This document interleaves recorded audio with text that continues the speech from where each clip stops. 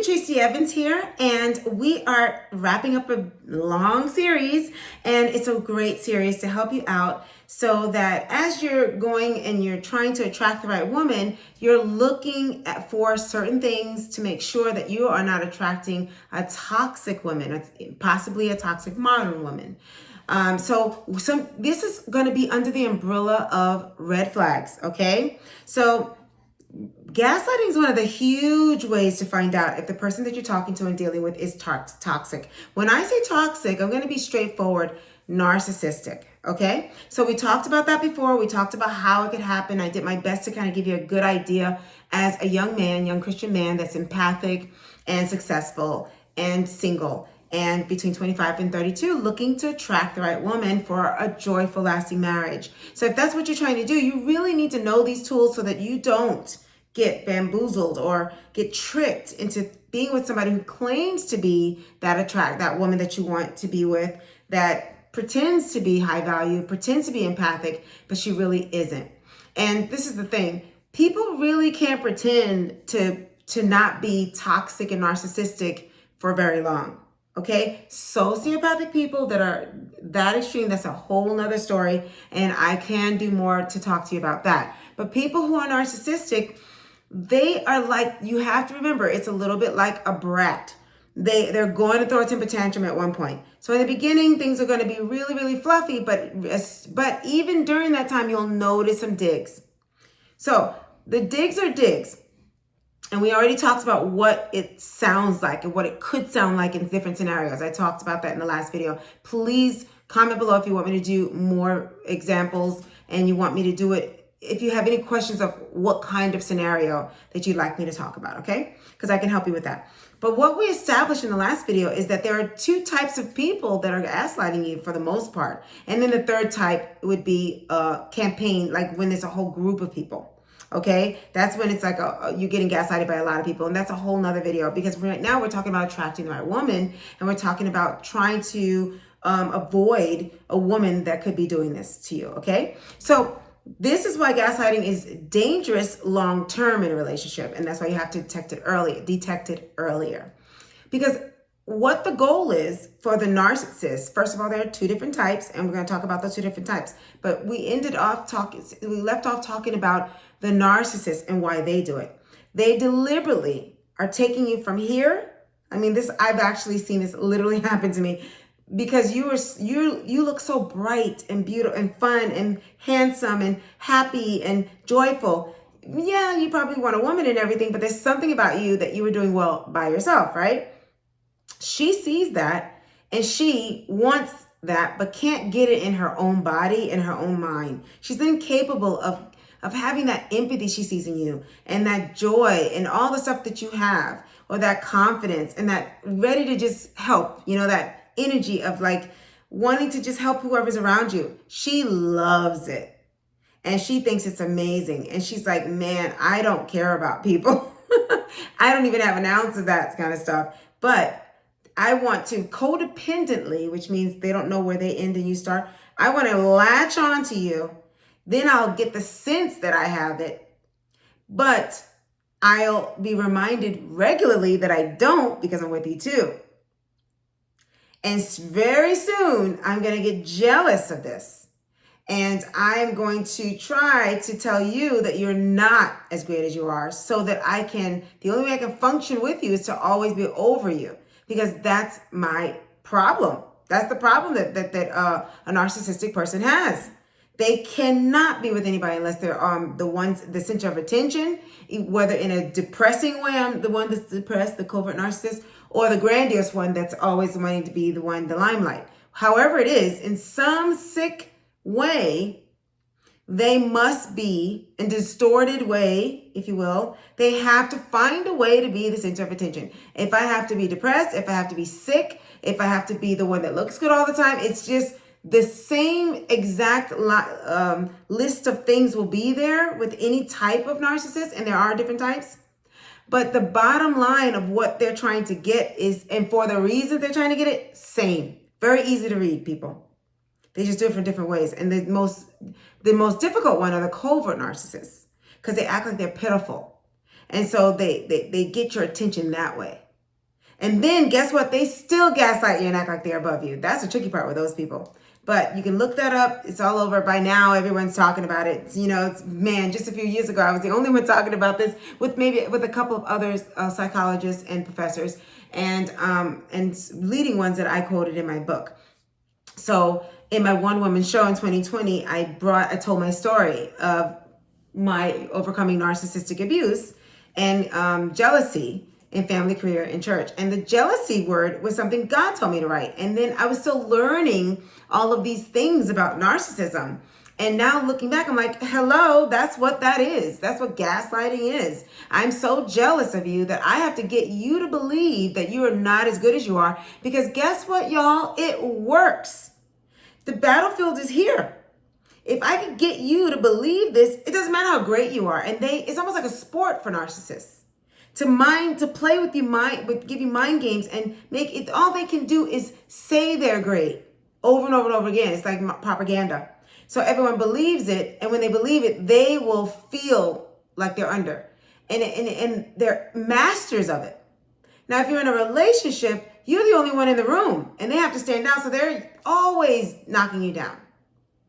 You might think as an empath, which many of us have done, that you can handle it.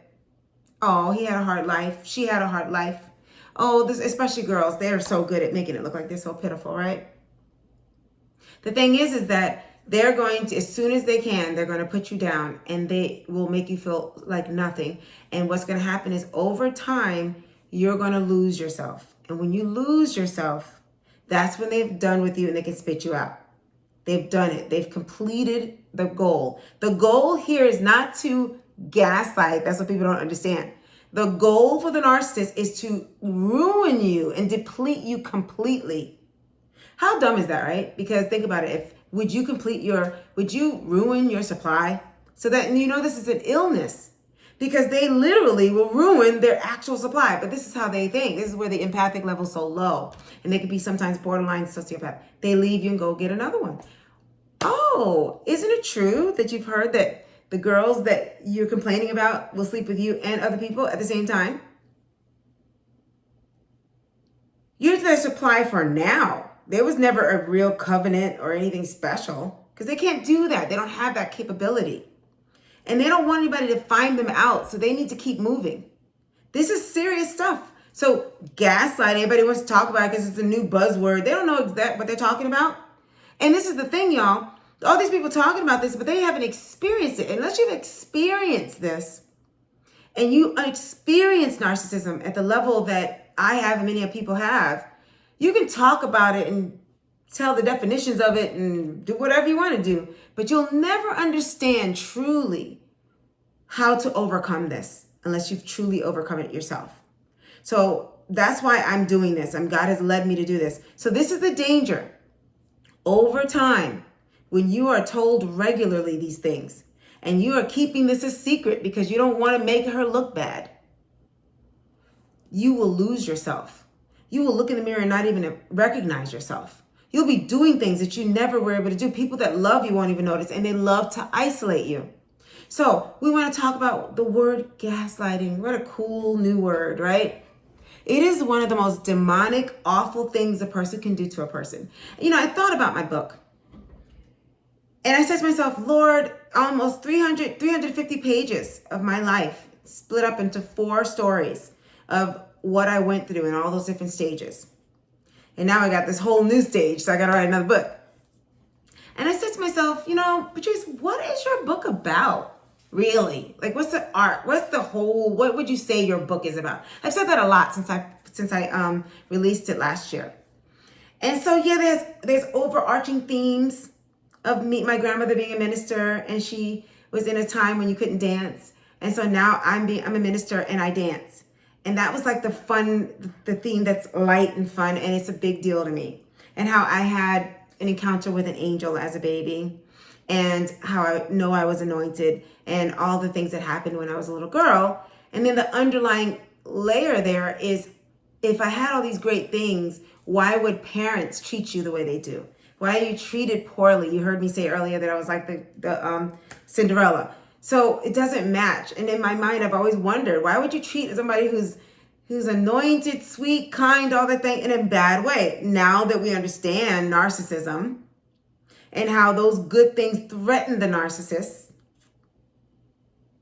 that's how it happened. It happens even to children. You've had it since you were a child, probably happening to you. And that's why it's so easy to attract these people, is what I've been talking about. We talk about attachment styles. When you were younger, somebody narcissistic got you used to being treated that way. That's why it's so easy for you to take on relationships later. So this is very deep. And there's lots of layers to it. And then when you watch the whole series, you'll see how it all comes together. So my book, I thought. And I said, gaslighting. Ahayoka's victory over narcissistic abuse and jealousy in family, career, and church. You hear that? Ahayoka, the highest level empath, victory over narcissistic abuse and jealousy in family, career, and church. Very, very good book. Now that everybody's aware of these things, I probably need to relaunch it. Now they'll understand it. I was ahead of myself. But my story at each stage is about severe campaign smears, they call it, gaslighting, so that I can be silenced, so I would never tell the family's secrets, so that I don't ever shine brighter than my mother or my father, or my sisters or something, let's never let her be. But at the same time, they would be love bombing me, that you're amazing. I wish I could be. So this is what I went through. And then we add more, a husband that has similar problems in his family. So we double the situation. What is my book about? It is about that. But basically, the demon spirit, the ugliness that tried to stop me from being here to be a blessing to you was gaslighting. That's a dark, I'm speaking to Christians, demonic spirit in a person, and it comes out. The Bible says we don't wrestle against people, we wrestle against principalities. This is a dark spirit. And really learn what it sounds like and the different ways that it sounds, and prepare yourself so that you can let people know. And I've been saying it lately. I'm like, you guys know what gaslighting is, right? Basically, you just came back and told me that no one's ever done. It just happened to me where I live. They were comparing me to somebody who was here before to justify why they're having a hard time seeing what I'm seeing now. I don't care how great that person was. This is what I'm seeing now. And you're seeing it too. These are people who was actually seeing and witnessing the exact same thing I'm seeing. And even though their senses were able to recognize it, they still believed something that somebody else did, probably a narcissist, because they're great at that.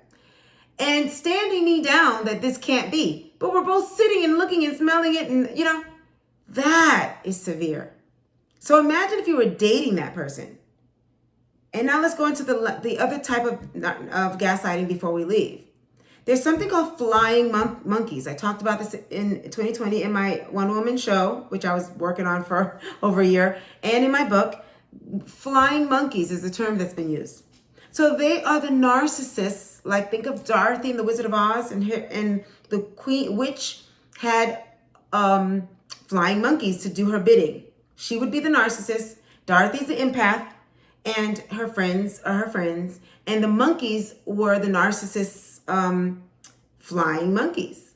They went out and they did whatever she said. They did not have their own minds, and they believed anything she said, and she was everything to them. That's what's happening when that guy or that girl or that somebody around you tells you she couldn't possibly be as bad as you say she is. She's a deacon's daughter, and I've only seen her do good things. First of all, that's gaslighting, because you're trying to tell me that my experience didn't exist, like we said in the last video. But you are the deacon's flying monkey.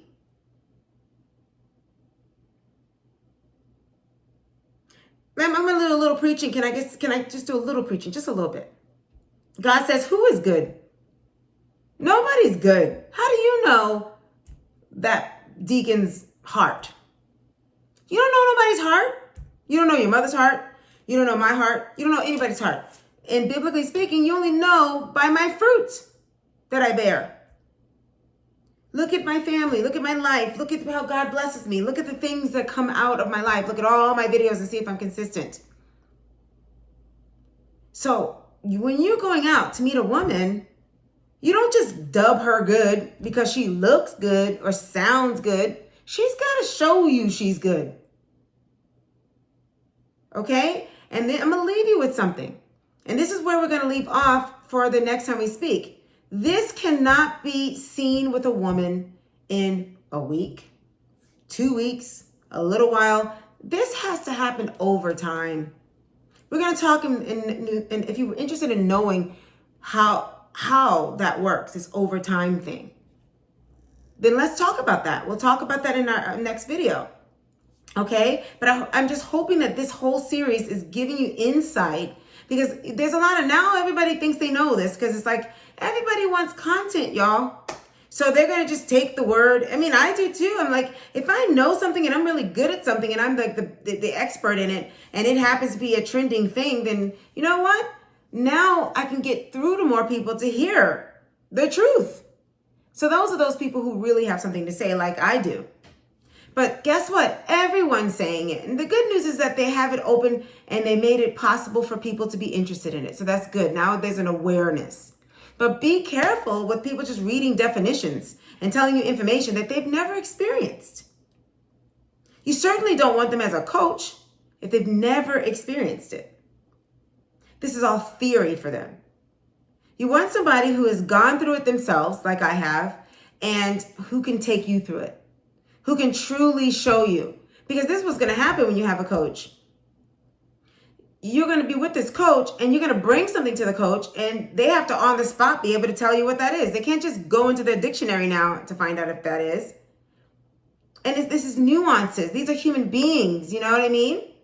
And there are other disorders out there other than narcissism. How do you know the difference? Just real quickly, there is somebody that I've known, and I'm hearing things about this person third hand, right? You know, not first hand. And I'm just hearing things, and people come to me because I'm an expert at knowing these things. And then they're asking me, you know, does that seem like narcissism to you? And to be honest with you, as mean as that person can be, it's not adding up for me. They're saying things that are narcissistic, and I'm no joke when it comes down to narcissists. I don't cut any slack. I'm like jumping as soon as I see it. I'm like, nope, that's it. You know, if you start to act like one, I'm going to already put you in the bucket, and then I'm going to check it out more because I'm empathic and loving, and I want to make sure that I'm not, throwing somebody away without knowing for sure. Then I'll start looking, right? So I'm listening to these things, and I'm like, all I'm hearing is the person's nasty. Those are other disorders. There's PTSD, y'all. There's trauma. There's so many other traumas out there. But it doesn't mean, and they have very similar, because they're disagreeable. There are some disorders that are just in the same, they're in the same cluster of narcissism as being disagreeable. But there has to be a common thread, and this is you know what they are now. They have to be insecure is at the core of it. That's what's going on here. They have to be entitled. That means they don't do things when you do. They just skip, leapfrog, and just get what they want. That's why they're overstepping your boundary, because they don't like that you put a boundary for them. That's a red flag. That's how you know this is a toxic woman. And then if they're pretty and they have that going for them, they really don't like no's. So there you go. That's one of them. They are entitled. They are attention seeking. So if you're talking about a woman, this is why these beautiful women that look beautiful on the outside could probably be horrifying in the inside. So you got to really be careful with that. You know, and what is beauty? Because these days, I'm not really impressed with these women that consider themselves beautiful, especially if they're covered up with all kinds of stuff. I can't even see them. How do I know if they're beautiful? You know, you put on a corset, you put on fake eyelashes, and they're so thick, I can't even see your eyes. You put on all this caked up makeup. You did something to make your lips look different, bigger than they are, or smaller. You put some stuff in them. I mean, yeah, you got nails like I do. You got hair. You got everything. I don't even know what you look like. So I don't know if they're beautiful women to begin with. And you won't either, because that's like a thing now. It's like a costume. So that's a whole thing. You know, how would you know? So that might be a sign for you that that's not the kind of woman you want. If she's put so much emphasis on her outward appearance, what kind of a relationship are you going to have? Those are traits that are narcissistic. Being attractive and enhancing something that's natural that you already have is one thing, because then if I can go to the Bible again, Proverbs 31, you are highlighting what's inside of you, not what's on the outside only. And what are you hiding? What are you hiding? What's going on? Why you gotta put so much? Why the eyelashes gotta be like that thick? I'm okay with eyelashes. I'm okay with beauty enhancing. I was a Mary Kay consultant. That ain't a problem here. But we know when it's that thick, and it's like, I'm not quite sure what's happening there. That's costume level. I'm an actress. I know what costume theatrical level makeup and stuff is. And men, I don't think you guys want that. From my perspective and my experience with men, they've always said that. They love that natural and enhance the beauty. At one point they're going to find out what you really look like. You ain't going to be in makeup forever. So what is that telling you about that person? Look at these things, and you need to be sober in the beginning to be able to see it for what it is so that you can stop and move on. Because if you can't say on one side of your mouth, I'm tired of these girls doing this stuff, but on the other side, you can't wait to get one. Why would you need to make a decision. So that means you're not in line with your own self. So when you get in line with yourself, when the student's ready, the teacher will appear. When you're in line with yourself, you'll hear these things. You'll have a keen ear for these things. You'll want to work with somebody that helps you because you're not pretending that you don't want with these women. You want these women just like people want to get $1 million. You know what I mean? You want to say you did it. But at what cost, y'all? At what cost are you going to go after these women? There are better women out there. There are women that really love the Lord. There are beautiful women. Just like you want those beautiful women you think are beautiful to give you a chance, you need to give these good, wonderful women a chance. And you know what I'm saying? So this is the thing. The gaslighting is the MO of the narcissist. So if they, like I said, some of them sound like they're narcissists in their words, but they don't have the consistency. Well, once again, the consistency and the things that they always have is entitlement. They need attention. They get your supply. They all usually have flying monkeys. They are huge gaslighting. That's like their weapon. That's their weapon. Okay. So this is the problem. You get the booby prize, I'm going to call it. You get the woman that really is a shell in the inside. She's insecure. She's not a person in there because she's really had a lot of issues. And she's not going to get better if she's past 30. And even if she isn't, this is a real serious problem to take on as a man. Her job, in order to keep her self intact, that she thinks she has, a little bit she has, is to constantly gaslight you. That means you've signed up for a lifetime of gaslighting. That means your money, everything you built is going to be brought down, because guess what we need to be able to do all this stuff? It starts with our minds first. We create with our minds. We think about things first, and then we do it. So if you don't have your mind, you won't have your spirit too, probably, and then your body's next. So gaslighting is way more serious than we think long term. And trust me, you don't want her because she's cute. You want her because she's empathic and loving and kind and God-fearing, and she's cute. Make sense? Y'all better listen to Auntie Patrice. I worked really hard to get this message to you. Anyway, I love y'all so much. Y'all go ahead and click on the Calendly link if you want to work with me and you want me to help you actually learn how to do this. Or you can go ahead and click on my webinar so you can see how I break down what I actually have in my course to help you understand what I actually have in my course. And I look forward to hearing from you and to also do what God has led me to do, to give free sessions that are worth $225 an hour. And God has led me to do it. I can't explain that one to you because I'm just doing it out of obedience. I live in an obedient state. And so if that's something you want to do also, you can do that. Just know that the process is where you're going to see the transformation so that you can truly show up as your authentic self and attract the right woman for a joyful, lasting marriage, and avoid attracting the wrong woman. All right? But God bless you. Just remember, God loves you.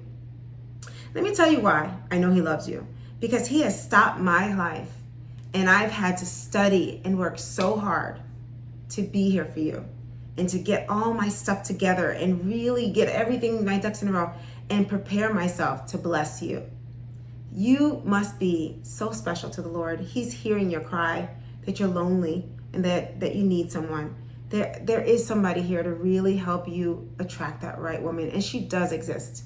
The enemy tried to lie to me and my husband, and the enemy is so powerful because I believed it. But I had to use a mustard seed to believe otherwise, and that's how I found my husband, who's a human being, not perfect. I'm not perfect, but we're empaths.